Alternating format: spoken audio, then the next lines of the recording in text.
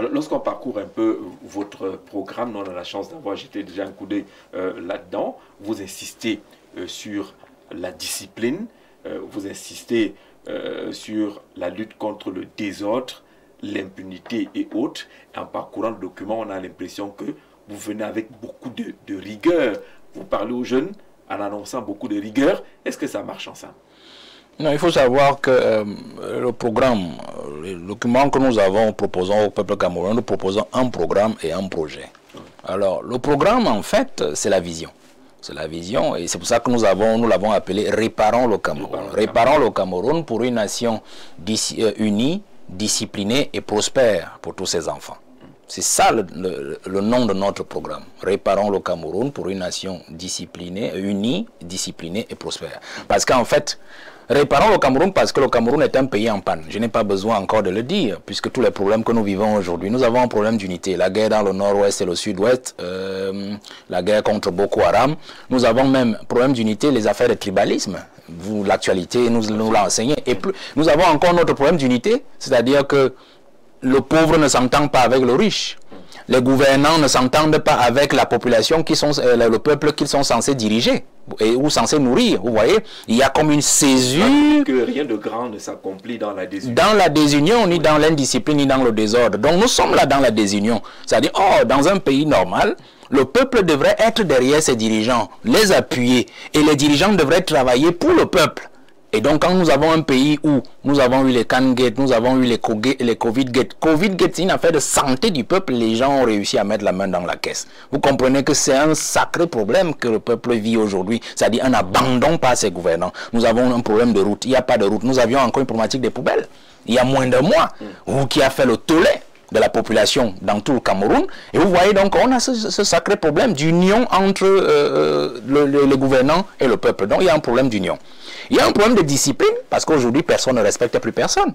La preuve, c'est que même dans le gouvernement, vous voyez, personne ne respecte la parole du président. Si les gens respectaient, si nos gouvernants, les ministres respectaient la parole du président qui les a nommés, il y a longtemps que nous serions déjà bien avancés dans le stade de l'atteinte de l'émergence à l'horizon 2035, que le président lui-même a fixé à travers le DSE depuis 2008. Vous voyez, il y a donc un problème d'indiscipline. Il y a un problème d'indiscipline. Au niveau du gouvernement, des désordres gouvernementaux, on a vu des ministres se cravacher administrativement. Un ministre de l'administration territoriale qui lève le ton sur un ministre de la Santé, un ministre secrétaire général de la présidence de la République qui lève le ton sur un ministre de la Justice, un ministre qui ne respecte pas le premier ministre malgré les instructions qui ont été apportées. Vous voyez, on a vécu tout ça. Donc il y a des désordres. Et au niveau social, il y a aussi des désordres. Personne ne respecte le petit feu, le simple feu au niveau, personne ne respecte l'arrêt. Aucun motoman, conducteur de moto, taximan et tout, ça va dans tous les sens. Donc il y a cette affaire de discipline-là. En annonçant que vous voulez réparer ce Cameroun-là. Il y a tellement de problèmes que si vous êtes élu, vous commencez par quel bout? Il y a donc aussi le problème de la prospérité. Je termine donc par le troisième point, la prospérité, parce qu'il faut réparer les Camerounais enfin. Comment on fait? C'est pour cela que nous proposons un modèle économique, c'est-à-dire économie sociale et solidaire. Donc voilà les trois problèmes que nous avons identifiés pour réparer le Cameroun. Vous voyez donc le problème de la prospérité est à la fin. La prospérité à la fin parce que pour atteindre la prospérité, l'émergence à l'horizon 2035, il faudrait d'abord discipliner, unir les Camerounais, régler le problème de tribalisme, la guerre dans le nord-ouest et le sud-ouest, le problème Boko Haram, ainsi de suite. La recette, c'est quoi? Et ensuite, la recette, c'est quoi pour lutter contre cette désunion-là? Vous proposez quoi? Il y en a qui ont pensé à des fédéralismes, d'autres ont pensé à la décentralisation. On a même créé finalement des comités, des commissions pour la promotion du vivre ensemble. Vous venez avec quoi pour aller à cette unité? On entre donc dans le projet, puisque c'est le projet que vous êtes en train d'évoquer, et vous avez donc le projet, c'est-à-dire qu'une fois qu'on a réparé le Cameroun, à travers la vision et le programme, on entre dans le projet de société, qui en fait est intitulé « Rendre le Cameroun aux Camerounais » pour une émergence effective en 2035. Parce que l'unité, la discipline sont des préalables à tout développement. que quand on dit rendre le Cameroun au Camerounais, une fois qu'on a réparé le Cameroun, discipliner le Camerounais, discipliner notre gouvernement et tout ce qu'il y a, on a uni nos frères du Nord-Ouest et du Sud-Ouest se sentent plus marginalisés. La guerre contre Boko Haram, on l'a jugulé avec l'aide de nos pays voisins et qu'on a réussi à aligner le gouvernement et à toiletter. On peut donc dire qu'on peut rendre le Cameroun au Camerounais à travers des éléments de prospérité. Pour donc arriver à ce premier élément, parce que vous évoquez l'élément institutionnel, comment est-ce qu'on compte le faire? Vous savez, nous sommes partis d'un constat. Le pays souffre du maintien de la longévité au pouvoir. La longévité au pouvoir, justement, qui anesthésie, en fait, tous les leviers de développement du pays et tous les espoirs. Alors, notre solution, la première solution sur le plan institutionnel, c'est la rotation des pouvoirs. La rotation du pouvoir. La rotation du pouvoir. Comment? Alors, le projet de société, vous allez vous rendre compte que sur toute la ligne, si vous avez lu, je crois, l'une des premières pages, les problèmes qu'il règle, c'est par exemple le problème du parti-État. Le problème du parti-État, le problème du président qui ne travaille pas. C'est-à-dire le président qui est absent, qui ne fait pas le tour du pays, qui ne visite pas les chantiers, qui attend les rapports sur place, et ainsi de suite. Le problème de l'oisiveté du Camerounais. Le Camerounais ne travaille pas assez. Il ne travaille pas assez. Et il est dans les réjouissances permanentes. Nous avons le système éducatif qui en fait divise les Camerounais. C'est-à-dire que aujourd'hui nous avons deux types de Camerounais dans le système éducatif. Il y a un Camerounais saxon, de sensibilité culturelle saxon, c'est-à-dire ceux qui font le système entre guillemets anglophone. Et il y a un Camerounais de sensibilité francophone. C'est-à-dire lui, il suit le système français. Vous voyez, quand vous voyez même les mentalités, la moralité, l'éthique, vous sentez qu'il y a deux Camerounais. On n'a même pas besoin de discuter dessus. Donc, il faut régler tous ces problèmes. Il y en a d'autres. Il y a même le problème de la sécurité. Il faut régler le problème de la sécurité avec les affaires martinaises qu'on a eues et qui nous ont montré en fait l'infiltration des services de renseignement, des services d'intelligence. Donc, il faut raboter tout cela.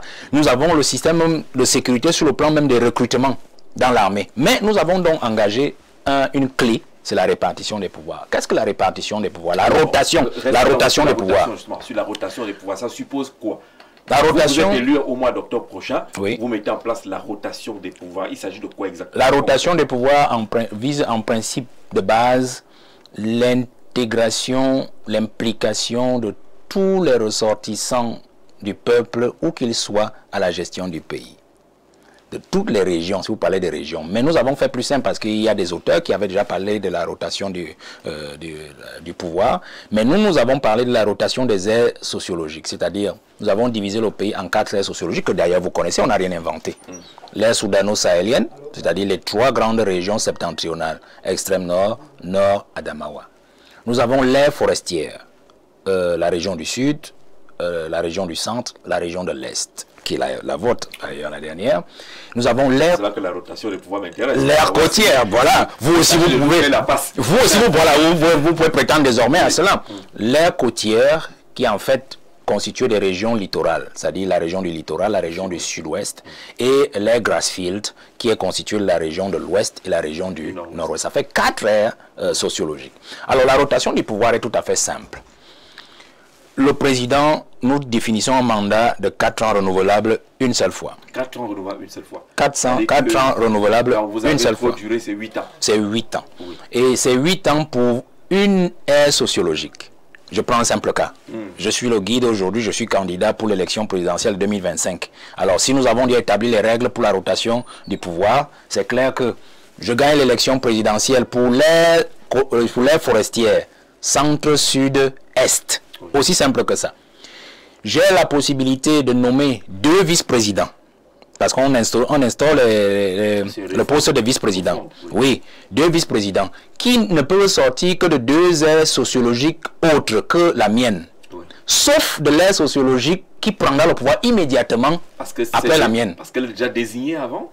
Oui, parce qu'elle sera déjà désignée avec la rotation, il faut la programmer. Il faut la programmer. Ça veut dire quoi? Si je suis du centre, je vais nommer 2 vice-présidents. C'est-à-dire, au dépôt de ma candidature, je donne les noms de deux de mes vice-présidents. Après mon élection, je les nomme et je fais valider leur nomination à l'Assemblée nationale à la prochaine élection, à la prochaine session élective de mars. Vous comprenez? Mais les 2 vice-présidents, par exemple, je dis cela, viendront par exemple de l'ère soudano-sahélienne, c'est-à-dire Adamawa, nord et extrême nord, et l'autre viendra de l'aire côtière, c'est-à-dire littoral et sud-ouest. Sachant qu'après notre aire sociologique, le pouvoir ira dans l'air Grassfield, c'est-à-dire l'ouest et le nord-ouest. Donc je ne peux pas nommer de vice-président de ce côté-là. Vous comprenez? Voilà comment nous allons donc fonctionner. Une fois que cela a été fait, au bout de 4 ans, chaque 4 ans, il y aura donc un vote de confiance au 3e 6 novembre de mon élection. C'est-à-dire, au bout de 3 ans, je vais à l'Assemblée et j'ai un vote de confiance sur mon programme parce que je suis arrivé avec un programme. Et l'Assemblée dira, vous avez appliqué votre programme ou vous ne l'avez pas appliqué. Ils pourront voter, ils pourront faire un vote de défiance, c'est-à-dire me destituer. Oui. Me destituer. Je peux avoir été corrompu. C'est-à-dire que j'ai passé un marché et puis j'ai été épinglé comme président de la République. Eh bien, on me destitue. C'est un vote de défiance. Vous comprenez? Et si je perds dans l'élection, celui qui va me remplacer va continuer le mandat, c'est-à-dire les premiers 4 ans, l'année qui reste, il continue le mandat, il sera choisi dans la même aire sociologique, non plus dans ma région, c'est-à-dire la région du centre, mais dans la région du sud ou dans la région de l'est. Vous comprenez? Et si lui aussi il est épinglé au prochain mandat, c'est-à-dire au dernier mandat de 4 ans, l'aire sociologique perd son tour. Et on passe à une autre aire sociologique. Voilà un peu pour vous expliquer, on pourra aller au fond des explications pour la suite. D'accord. Sur cette vision, vous insistez, on l'a déjà dit, sur la discipline. On parle également de rigueur et même d'austérité. Vous venez avec le bâton? Oui, le bâton. Il faudra le bâton, parce que nous avons atteint un niveau, comme j'ai l'habitude de vous dire, vous connaissez déjà mon langage, le pourrissement total que le président a mené, la tolérance administrative à n'en plus finir. Aujourd'hui, les Camerounais sont livrés à eux-mêmes, c'est chacun qui fait n'importe quoi, n'importe où, n'importe quand. Si le prochain président qui arrive, il continue avec la logique actuelle là, on n'y arrivera pas. Quel que soit le financement qu'on peut avoir pour financer n'importe quel projet, vous aurez toujours des gens qui piqueront à la caisse parce qu'ils diront, on ne nous a pas fait quelque chose hier, ce sont les mêmes méthodes aujourd'hui, on ne nous fera rien et puis on ne va jamais décoller. Donc il faudra absolument un régime de discipline. Rigueur, discipline, austérité. Austérité sociale, austérité politique. Économique aussi. Austérité sociale, austérité politique, austérité économique en tout. D'accord. C'est pour ça que vous insistez sur la lutte contre le laisser-aller et l'impunité. La discipline. L'État du Cameroun a quand même mis en place plusieurs outils pour essayer de lutter contre le laisser-aller et l'impunité et la protection de la fortune publique. Vous pensez que ces outils sont inopérants? Vous allez voir par exemple que nous allons activer la peine de mort, parce que la peine de mort, la peine capitale est toujours dans le code. Elle n'a pas été abolée, toujours dans le code. Mais nous allons l'activer. Par exemple, vous allez voir que nous proposons la création d'un juge capital. Au juge capital, c'est-à-dire, lui sera uniquement pour la peine de mort. C'est-à-dire que lorsque vous avez commis un crime qui justement prévoit, qui est dans le code pénal, il est prévu qu'effectivement vous devez passer soit au bio, au poteau, ou à la guillotine, je sais pas moi, à la pendaison, si c'est lui qu'on va saisir. C'est pas trop dur ça? Non, mais il faut bien le faire. Moi je suis désolé. Moi je suis désolé. Jerry est arrivé au Ghana en 1983. Il a montré l'exemple et tout le monde s'est aligné. Aujourd'hui le Ghana est un pays droit. On ne retrouve pas ce genre de choses là-bas. Donc si nous ne le faisons pas, en Chine, d'ailleurs, les exécutions, ça coule les rues là-bas. Vous piquez, vous mettez la main à la caisse, et bien, on vous exécute. Aussi simple que ça. Si on ne le fait pas, on ne peut pas y arriver, monsieur Jean-Jacques Zé. Donc, nous avons créé un juge capital. Et les juges, les magistrats seront tenus désormais aussi. Parce qu'en fait, vous allez vous rendre compte que nous allons, les magistrats seront les juges, les chefs oui, les juges seront élus. Par exemple, le procureur sera élu. Le juge, le président du tribunal sera élu, le président de la Cour suprême, il sera élu, d'ailleurs ce sera en collège, et puis le reste. Donc on va aller dans ce sens-là. Et ils seront tenus, c'est-à-dire qu'il n'y aura plus les affaires où un greffier, parce qu'il est le greffier, il gère les finances d'une juridiction, il va toucher de l'argent. Non, on va créer des structures où le contribuable ou le justiciable, lorsqu'il y a des frais, il va et il ramène le ticket, il dépose sur le greffier et on passe l'affaire. Aussi simple que ça. Donc on va mettre des conditions pour que les choses aillent pour le mieux et qu'il n'y ait plus un contact entre l'individu et l'argent. Vous voyez, ça on va le faire. On va vraiment, il y a des mesures qui sont prévues pour cela, mais ce sera la discipline et on ira pour cela. Vous faites quoi de la CONAC qui est déjà là, de la NIF qui est là et beaucoup d'autres structures qui ont été créées? Non, on va leur donner davantage un pouvoir beaucoup plus répressif, c'est-à-dire des moyens. C'est-à-dire qu'on a réaménagé, on a parlé par exemple de la restructuration de la CONAG, la restructuration de la NIF, et même le contrôle supérieur d'État, il faudra le ramener à beaucoup plus de répression, c'est-à-dire une répression administrative, pour qu'il n'y ait plus ce conflit-là entre le contrôle supérieur d'État et l'actuelle chambre des comptes que nous on va transformer en cour des comptes. Vous voyez? Donc on a prévu ce genre de mécanisme-là. C'est-à-dire que si par exemple la CONAC, avec les mesures répressives, a sorti son rapport et on s'est rendu compte qu'effectivement cela est avéré, vous allez rendre compte. Et puis le juge financier va créer par exemple des parquets financiers dans les régions, les parquets financiers. Donc l'affaire où vous venez à Yaoundé, on vous attrape en région, vous venez à Yaoundé, il y aura des parquets financiers par région, dans chaque région, et qui seront en fait les premiers degrés, des institutions de premier degré en la matière sur des délits financiers ou des crimes financiers. Et on va transformer par exemple le TCS en juridiction de second degré. Donc de dernier degré, parce que dès qu'on a jugé au niveau du TCS, c'est terminé, puisque c'est une juridiction spéciale, on ne revient plus dessus. Et donc si c'est le bio, on vous amène au bio, si c'est la fusillade, on vous amène là-bas, aussi simple que ça. Et puis le juge capital, il pourra régler votre compte, aussi simple que ça. Vous êtes le candidat des jeunes et vous parlez aussi facilement de guillotine, de fusillade et autres. Vous n'avez pas peur qu'il vous tourne le dos, parce que la jeunesse camerounaise est habituée aux jouissifs, vous l'avez dit tantôt. Mais pas peur, non, c'est un peu trop dur. Je ne crois pas que c'est la jeunesse qui devrait avoir peur. Je crois peut-être que c'est ceux qui dirigent actuellement et qui font cette affaire-là qui devraient avoir peur. Donc, je ne crois pas. Et puis, vous savez, c'est une des formations de mon métier, du commandement. On ne parle pas beaucoup. C'est vrai qu'avec mon activité politique, je suis obligé d'aller sur les plateaux et tout. Mais on ne parle pas beaucoup, on agit davantage. Donc, c'est pour cela que vous allez voir que tout ce programme que vous avez parcouru et ce projet de société, ce sont des actes. Puisqu'en fait, quand vous voyez problème identifié, action, et puis structure dédiée, résultat, on ne parle pas dans le projet, on fait des tirets, et puis on vous sort des structures et on vous dit le résultat qu'on attend. On ne va pas parler beaucoup. Ce sera important, ce sera le temps du travail. Mais je vais quand même vous dire une chose, c'est que le projet de société tel qu'il a été conçu, vous avez vu que nous avons dit rendre le Cameroun aux Camerounais pour une émergence effective en 2035. La logique est tout à fait simple. Si la discipline, nous la faisons et nous la réalisons à travers le programme Réparons le Cameroun, l'argent que nous allons trouver pour transformer le Cameroun en chantier sera justement pour l'émergence en 2035. Nous sommes à 10 ans de l'émergence 2035. Vous allez vous rendre compte que ce programme et ce projet sont une continuité de ce que le président de la République a initié, puisqu'en fait, il a dit émergence en 2035. Donc ce projet est non seulement la continuité des institutions, la continuité du service au peuple, la continuité du service public et la continuité du service administratif. Vous allez donc vous rendre compte. Une continuité tout en réparation. Tout en réparation. Vous allez donc voir, parce que ce n'est pas parce que nous voulons le pouvoir qu'on va dire que tout ce que le président a fait, on doit le jeter à la poubelle. Il l'a fait avec les fonds du Cameroun, avec l'argent du Cameroun. Il a dit émergence en 2035. Et nous réfléchissons, nous disons, le génie d'un candidat aujourd'hui, pour 2025, le meilleur génie du candidat en 2025, ne serait pas de dire, j'ai un programme, j'ai un projet de société. Non, tout le monde peut avoir un programme, un projet de société.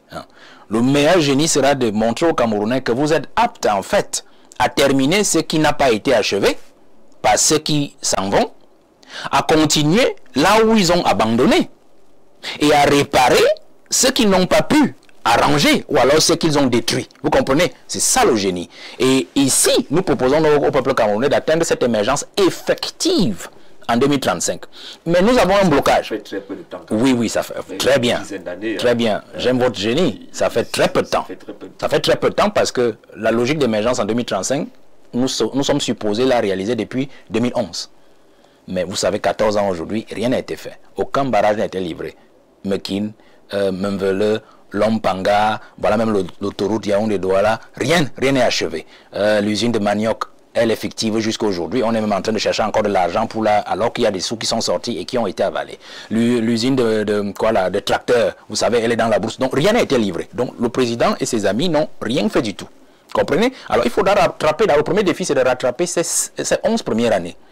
Et le second défi, c'est d'atteindre cette émergence effective en 2035. Alors le défi est donc financier.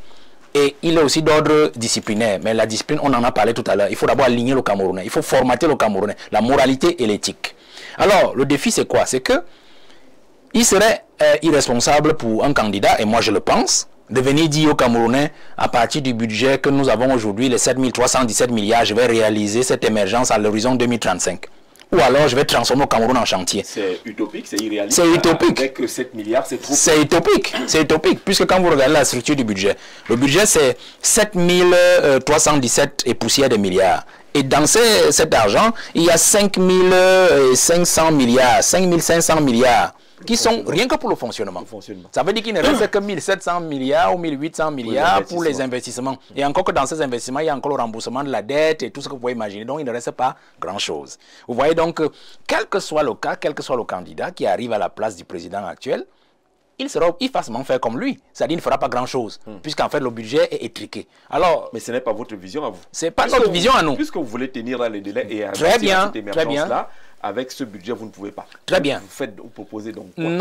Notre élixir, c'est donc de dire que à partir du budget actuel, nous allons juste pondérer sur les coupes budgétaires, les économies budgétaires, afin de mieux relocaliser d'abord les investissements dans les secteurs. C'est-à-dire, par exemple, on va grignoter sur le train de vie de l'État.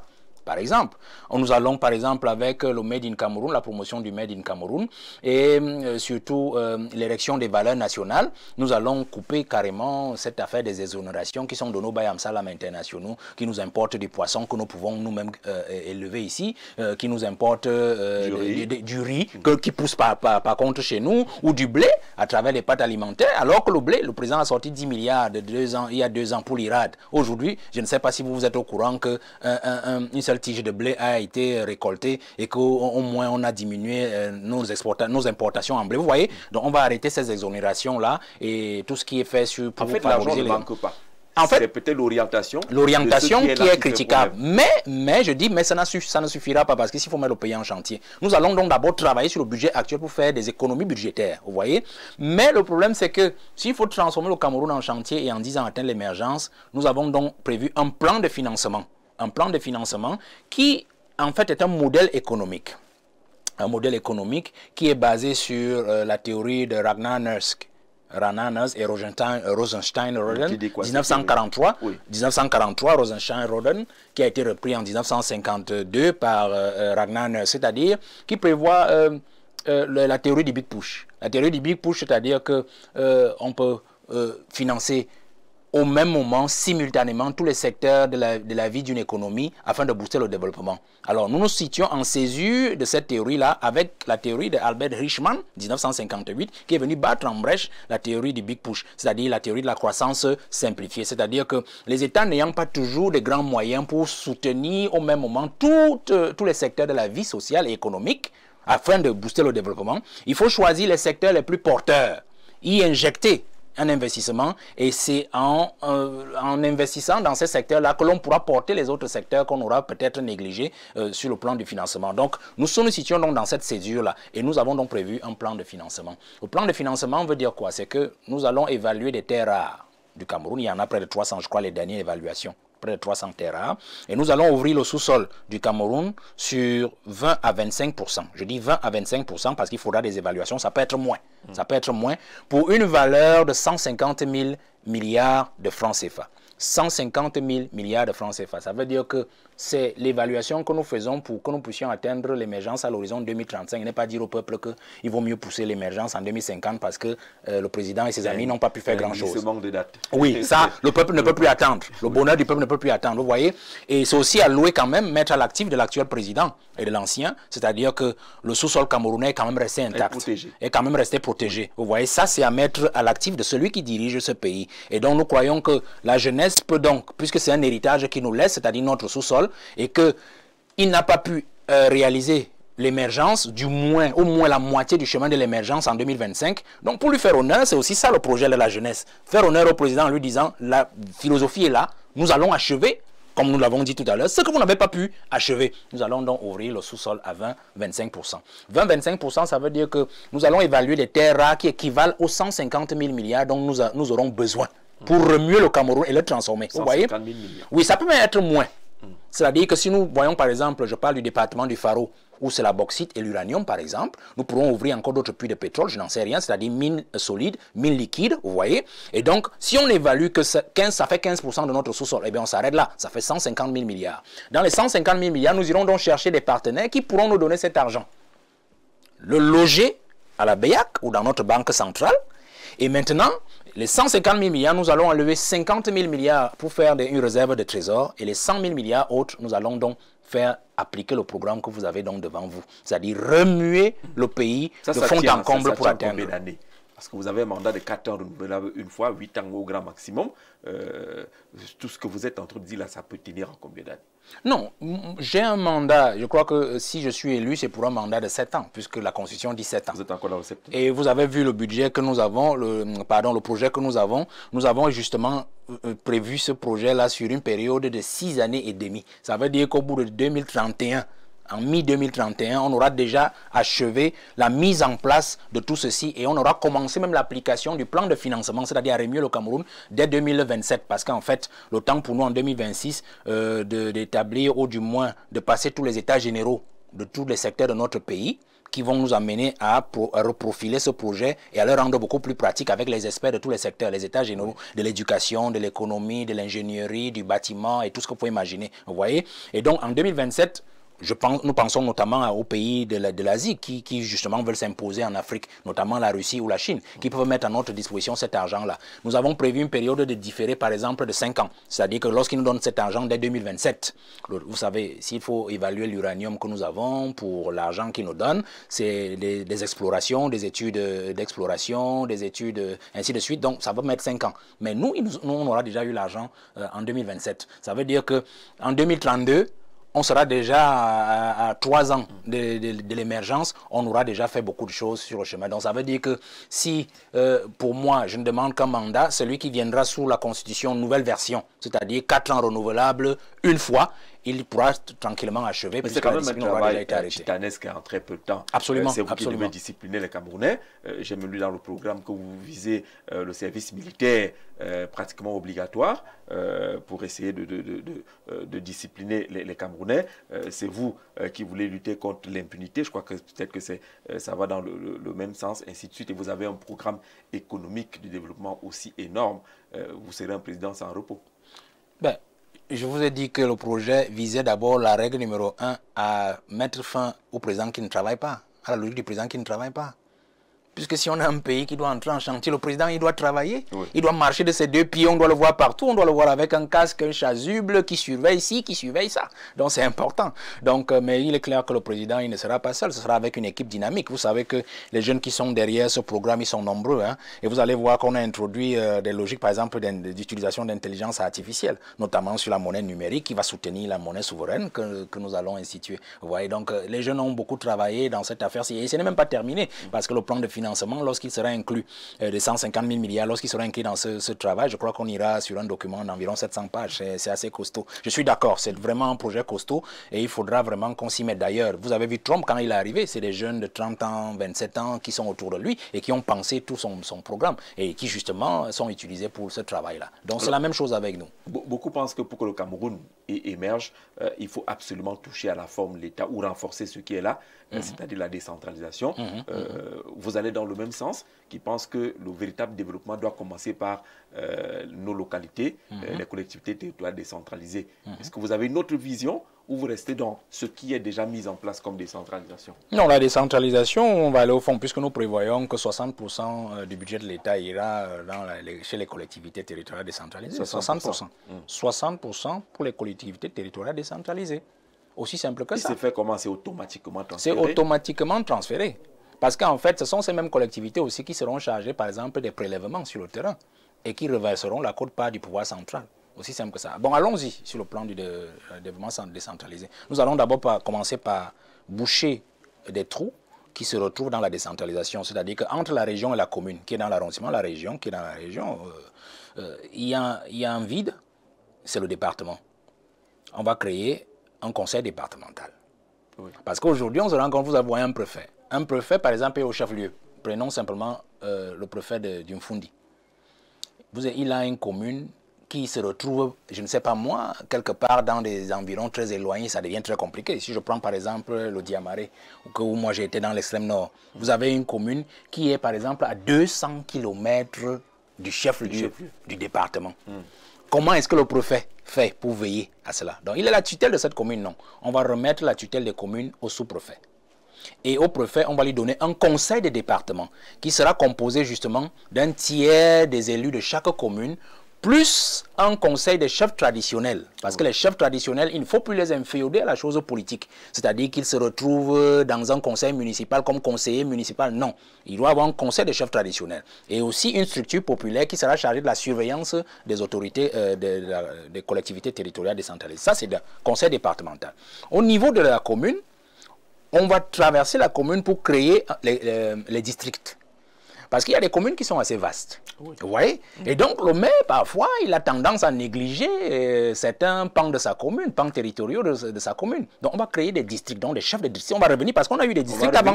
On a eu des districts avant. Oui. On va donc revenir aux districts comme des composantes de la commune. Vous voulez des unités un peu plus légères pour que l'action soit plus efficace. Pour que l'action soit plus efficace au niveau des populations. Et dans le district, on va créer encore des cantons. Des cantons qui seront en fait des regroupements de villages.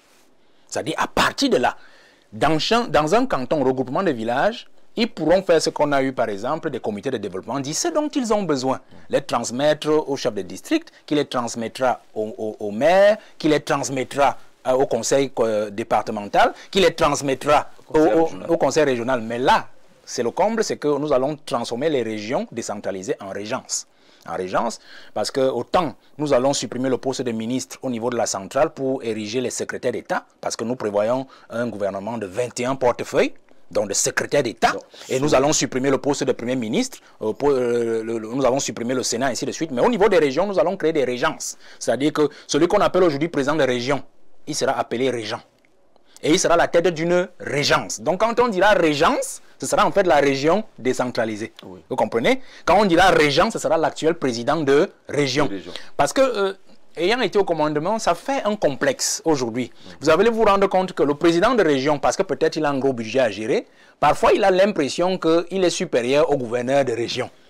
Ça crée des frictions au niveau des collectivités territoriales, du moins en région, qui font parfois, qui rendent la collaboration entre ces deux autorités très difficile. Donc il faudrait que même par le nom déjà, on décomplexifie déjà, et on décomplexe déjà les rapports. Donc on aura un régent au niveau de la région qui sera donc à la tête d'une régence. Mais la particularité, c'est que dans une région, c'est-à-dire tenue par un gouverneur, il pourra y avoir plusieurs régences. C'est-à-dire quoi? C'est-à-dire que, prenons la région du centre. La région du centre, c'est 10 départements. 10 départements, oui. Ça veut dire qu'on peut avoir au moins 2 régences. 2 régences. C'est-à-dire, on peut voir régence centre-ouest. Par exemple, dans centre-ouest, on va mettre par exemple le département du Mbame-Noubou, le département du Mbame-Kim, et on mettra le département par exemple de la Haute-Sanaga. On dit ça comme ça, centre-ouest. Et on aura la régence centre-sud, par exemple. On aura par exemple le Mfundi, le département de la Meufouyakono, le département de Nyon et Fumu et tout ça. Donc, vous voyez un peu. Donc, on peut faire comme ça. Vous voyez, donc, dans une région, il pourra avoir au moins plusieurs régences. On peut aller dans l'extrême nord, la même chose. C'est-à-dire avec les 4 départements qu'on a là-bas, je crois, le département du Diamaré, le Logone Chari, le Mayo Tanaga, le Mayo Sava, je vais citer le Mayo Danaï, donc il y a 6 départements, je crois, là-bas. Donc on peut faire aussi 2 régences là-bas. Vous voyez? Selon que vous le trouvez dans le Diamaré. L'avantage, c'est quoi? C'est une meilleure gouvernance locale. Plus de proximité, plus d'efficacité, plus d'implication. Exact, une meilleure gouvernance locale. Alors, vous êtes très rapidement passé là-dessus. La suppression du poste de ministre pour être remplacé par secrétaire d'État, c'est ça? Oui, oui. Un peu modèle américain? On va dire ça comme ça, prenez ça comme vous voulez, mais notre logique, en fait, c'est de ôter les complexes de fonction. Vous savez, quand on dit aujourd'hui qu'on a nommé quelqu'un ministre, bon, ça prend la grosse tête, ça prend les épaules larges. Il devient patron. Il devient patron, il devient Dieu, un roi, patron de tout. Et vous voyez, donc, secrétaire d'État. Et quand vous serez secrétaire d'État, c'est aussi parce que nous allons amaigrir et amoindrir l'impact sur le terrain du gouvernement central. Parce que tout sera dans les collectivités territoriales. Je vous ai dit que 60% du budget ira dans les collectivités territoriales. Pourquoi encore avoir des grands ministères avec des grands noms et puis toute la machine qu'on connaît? Donc on va rester au strict minimum et les ministères, les secrétariats d'État ne seront là que pour la coordination locale.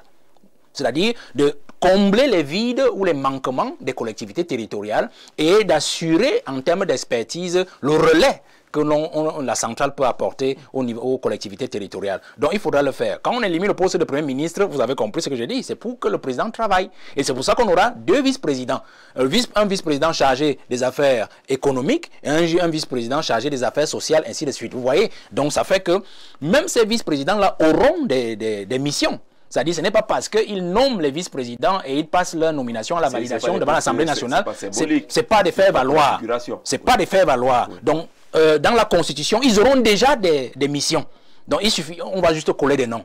Ça veut dire qu'en fait, le président devra travailler et il aura des adjoints, donc ces vice-présidents qui l'aideront donc à travailler. Et comme on va supprimer le poste de ministre, on va revenir à ce qu'on a eu, c'est-à-dire un secrétaire du gouvernement. Parce que c'est ce que le Cameroun a connu ça. Après le coup d'État du 6 avril 1984 jusqu'en 1991, avec le retour de Chidiachu, je crois que c'est lui qui a inauguré ou c'était Sadou Ayatou. C'était Sadou Ayatou. C'était d'abord Sadou Ayatou. C'est d'abord Sadou Ayatou. Donc on a fait 7 ans sans Premier ministre.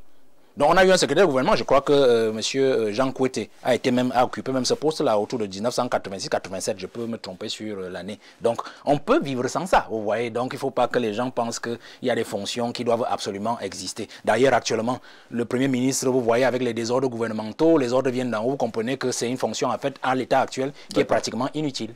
On va prendre une légère pause, le temps d'accueillir Raïssa Oumba, qui a écouté les internautes. Elle a recensé quelques questions qu'elle va relayer. Vous ferez certainement le plaisir de répondre. Nous connaissons votre galanterie et la place que vous accordez aux femmes lorsque vous faites vos affaires. Bien sûr. On pourra en parler certainement tout à l'heure. Tout à l'heure. Une respiration d'abord.